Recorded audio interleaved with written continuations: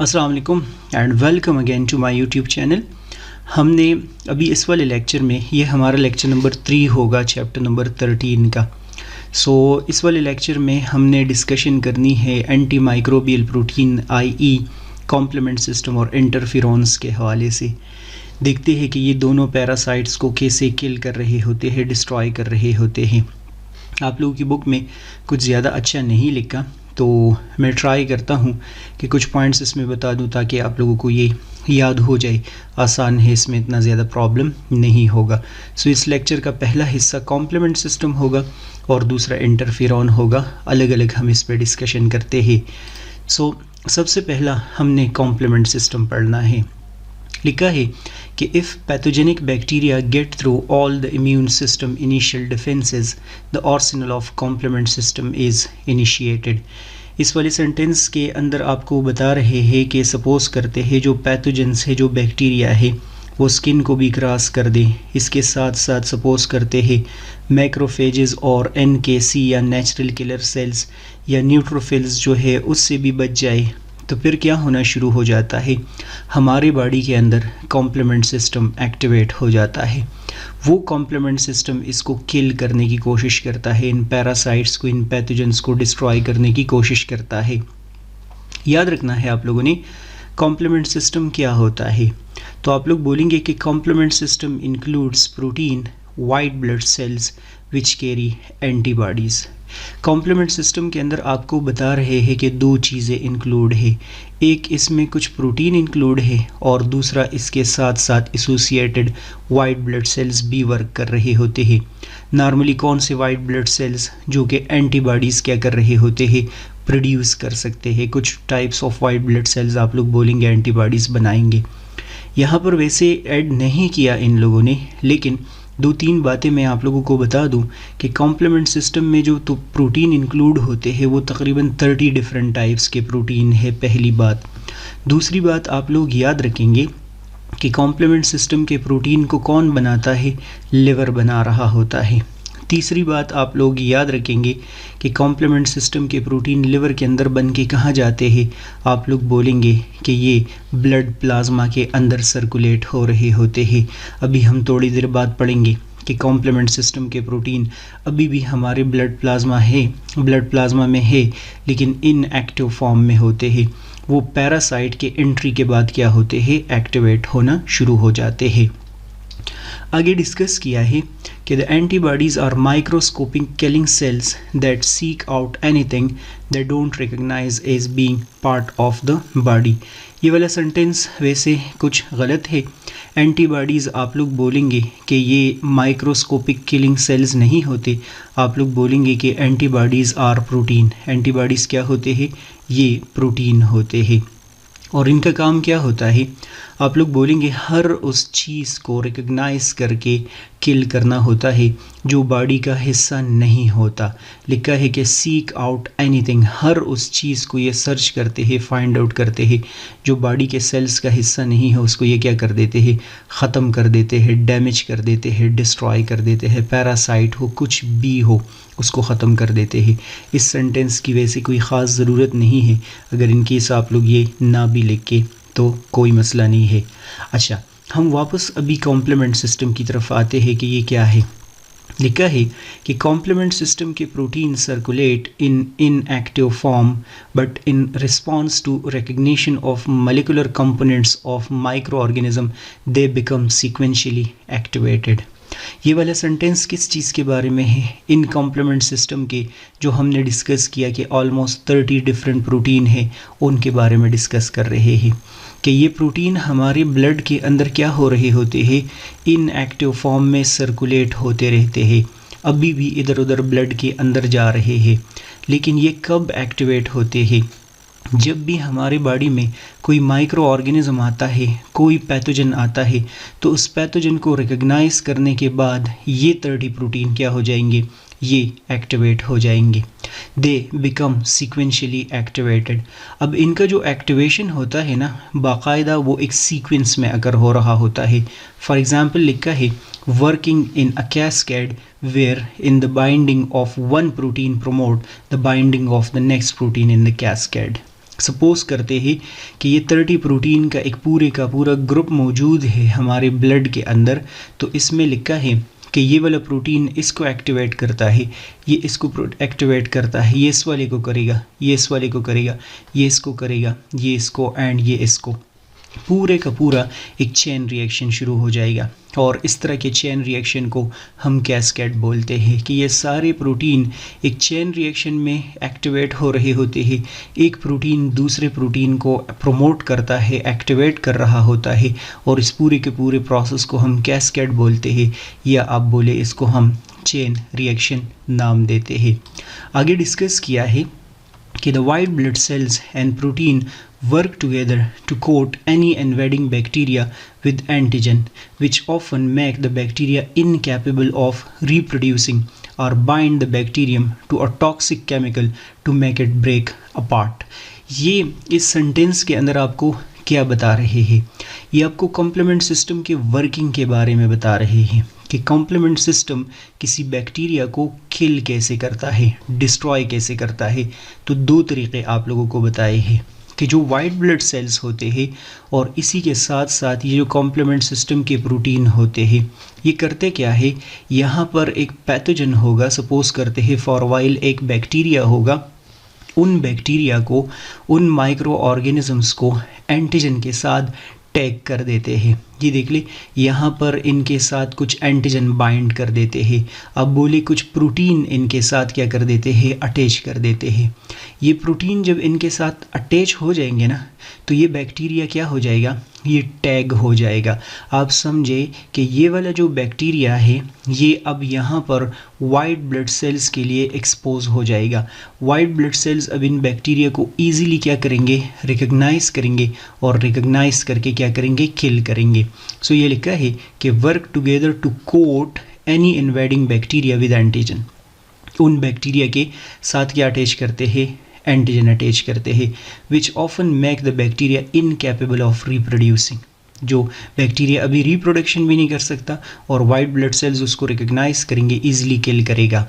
या डिस्कस किया है और bind the bacterium to a toxic chemical to make it break apart.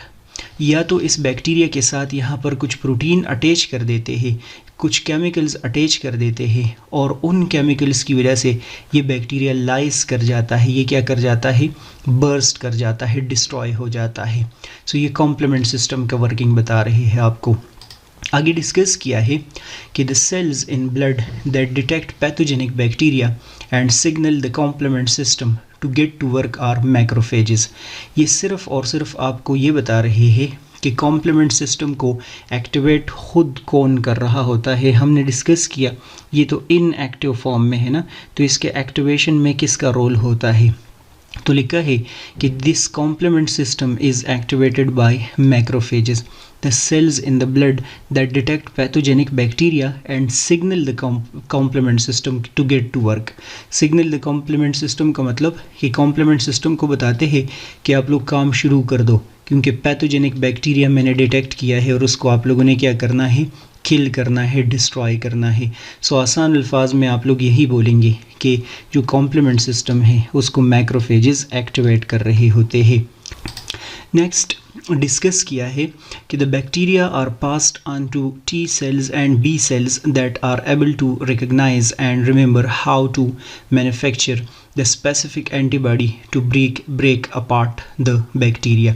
ये आपको बताने की कोशिश कर रहे हैं कि थोड़ी देर पहले वो जो आप लोगों ने डिस्कस किया इन्वेडिंग बैक्टीरिया के साथ एंटीजेंस जो है वो टैग लगाए गए थे, इस बैक्टीरिया को किसके हवाले कर दिया जाता है, टी लिम्फोसाइट्स और बी लिम्फोसाइट्स के हवाले कर दिया जाता है। टी लिम्फोसाइट्स और बी लिम्फोसाइट्स इस बैक्टीरिया के अगेंस्ट एंटीबॉडीज़ जो भी बनाते हैं इसको फिर किल करते हैं, डिस्ट्रॉय कर देते हैं। सो ये आसान है, इसमें कोई मसला नहीं है। वर्किंग यहाँ पर सिर्फ और सिर्फ इसका एक ही डिस्कस किया है आप लोगों की बुक में। यहाँ अगर इन केस आप लोग देखेंगे ना तो ये सारे के सारे जो आप लोगों को प्रोटीन नज़र आ रहे हैं, इन प्रोटीन को अगर आप लोग नोट कर ले तो इसने एक पूरे का पूरा एक कैस्केड रिएक्शन, एक चेन रिएक्शन शुरू किया है। और रिएक्शन शुरू करने के बाद आप लोग देख ले कि यहाँ पर ये इस सेल के साथ अटैच हो गए हैं, इस सेल के अंदर पोर्स बन गए, और पोर्स बनने के बाद ये बैक्टीरिया क्या कर गया, लाइस कर गया। डिस्ट्रॉय हो गया। सो ये आसान है। वैसे आप लोग की बुक में बहुत अच्छा नहीं लिखा, तो मैं इसके नोट्स अभी नहीं बना सकता, इसमें मुझे टाइम लगेगा। हाँ, ऑनलाइन क्लास में मैं चूँकि अपने स्टाइल से पढ़ा रहा होता हूँ, तो उसमें अगर आप लोग इंटरेस्टेड थे वो कर ले, ठीक है। अच्छा, इसके बाद हम इंटरफेरॉन्स के हवाले से डिस्कशन कर लेते हैं कि ये क्या होते हैं। The interferons are a group of natural protein that are produced by human cells in response to viral infection and other stimuli. Interferon के हवाले से आसान अल्फाज में और शार्ट अल्फाज में आप लोग एक ही बात याद रखेंगे कि ये एंटी वायरल प्रोटीन होते हैं।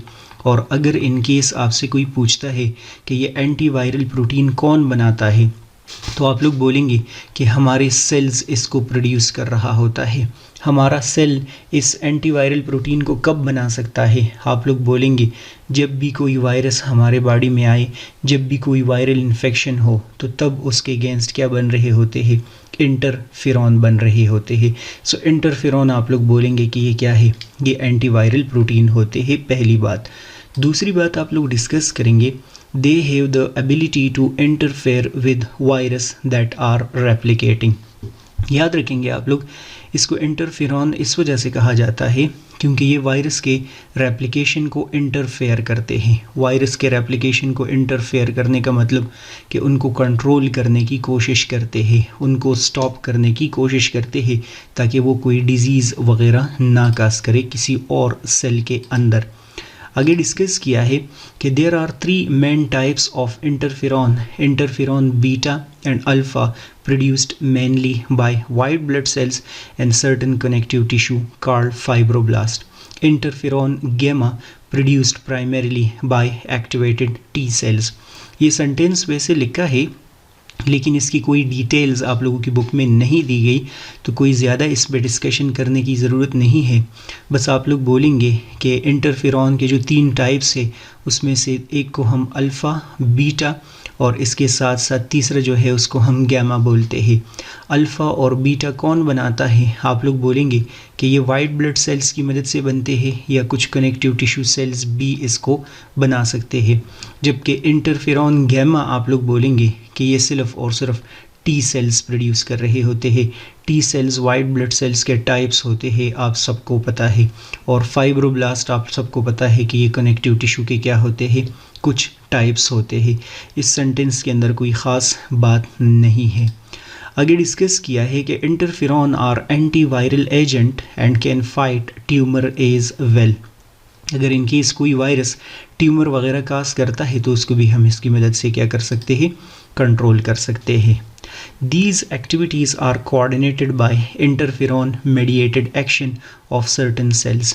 ये आपको बता रहे हैं कि इंटरफेरॉन सिर्फ और सिर्फ यहाँ पर वायरस को किल नहीं करते बल्कि कुछ सेल्स के बीच में ये कम्युनिकेशन भी लेके आ रहे होते हैं।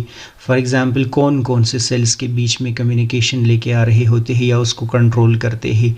मैक्रोफेजेस को एक्टिवेट करते हैं कि आप लोग आ जाए एक्टिविटी कर दे। नेचुरल किलर सेल्स को एक्टिवेट करते हैं कि आप लोग आ जाए अपना काम शुरू कर दे।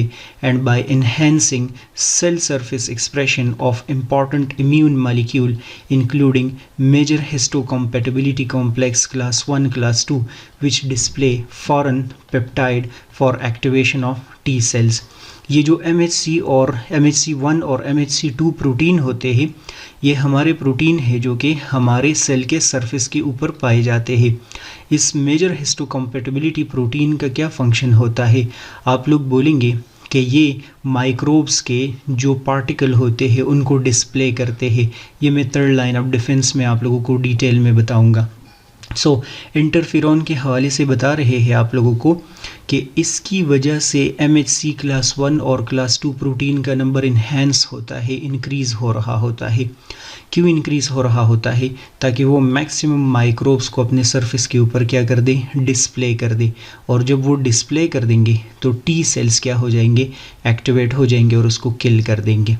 सो ये बात आप लोगों को याद होनी चाहिए। नेक्स्ट, इंटरफेरॉन किलिंग कैसे कर रहे होते हैं? तो बस ये 2 लाइंस आप लोग समझे। ऑल्दो मुझे टेक्स्ट पढ़ना अच्छा तो नहीं लगता क्योंकि जब मैं इसको अपने सीक्वेंस में करूँगा तो वो आसान हो जाएगा, लेकिन अभी मुझे मजबूरन टाइम बचाने के लिए ये इसे ही पढ़ना पड़ता है। सो हमने इंटरफेरॉन का वर्किंग डिस्कस करना है कि इसने कैसे कंट्रोल करना है। लिखा है कि वायरल न्यूक्लिक एसिड इंटर अ सेल। सपोज करते हैं फॉर वाइल ये हमारे पास एक सेल है, यहाँ पर एक वायरस आता है। सो ये यहाँ पर इस सेल के अंदर क्या होगा, इंटर होगा। Interferon genes of the cell DNA are turned on. अब ये वाला सेल अपने आप को तो नहीं बचा सकता इस वायरस से, तो क्या होता है यहाँ पर इस सेल के डीएनए में इंटरफेरॉन्स को बनाने वाले जीन्स बनना शुरू हो जाते हैं। फिर क्या होता है, interferon molecules are produced and released by the cell. ये वाला सेल क्या बना देता है, इंटरफेरॉन मॉलिक्यूल्स बना देता है, प्रोटीन बना देता है। The first host cell is killed by the virus. इस वाले सेल की डेथ अकर हो जाती है, ये वाले सेल की डेथ अकर हो गई। किसने किल कर दिया, इसको वायरस ने किल कर दिया। लेकिन होता क्या है, the interferons are reduced by another cell. ये वाले इंटरफेरॉन है, ये यहाँ पर क्या होंगे, इस वाले सेल के पास आ जाएंगे। In response to the second cell make antiviral protein. ये वाला सेल अपने आप को पहले से वायरस के लिए प्रिपेयर कर देगा, एंटीवायरल प्रोटीन बना देगा, विच ब्लॉक क्या, वायरस रेप्लिकेशन। तो पता है इंटरफेरॉन क्या कर रहे हैं, समहाउ आप लोग बोलेंगे कि ये अलार्म सिग्नल्स के तौर पर एक्ट कर रहे हैं। ये वाला सेल के पास वायरस आ गया, ये अपने आप को तो नहीं बचा सकता, लेकिन दूसरे सेल को इन प्रोटीन की मदद से इन्फॉर्म कर देता है कि आप रेडी हो जाओ, आपके पास वायरस आने लगा है। सो वो अपने आप को क्या कर देता है, प्रिपेयर कर देता है। सो इसका मैकेनिज़्म है, आसान है और बुक से रीड करना थोड़ा सा बोरिंग कभी कभार इस वजह से हो जाता है क्योंकि ये सेंटेंसेस मैं अपनी मर्ज़ी से अगर अरेंज करूँगा तो फिर वो अरेंजमेंट थोड़ा सा डिफरेंट हो जाता है, आसान हो जाता है। लेकिन चलो फ़िलहाल आप लोग इसी पे गुजारा कर ले, और अगर मेरे नोट्स और क्लासेस आप लोगों ने लेने हैं तो वो मुझे आप लोग बताएंगे। बाकी लाइक सब्सक्राइब शेयर करना है तो वो कर ले, और नेक्स्ट वीडियो लेक्चर आप लोग देखेंगे। गुड बाय, अल्लाह हाफिज़।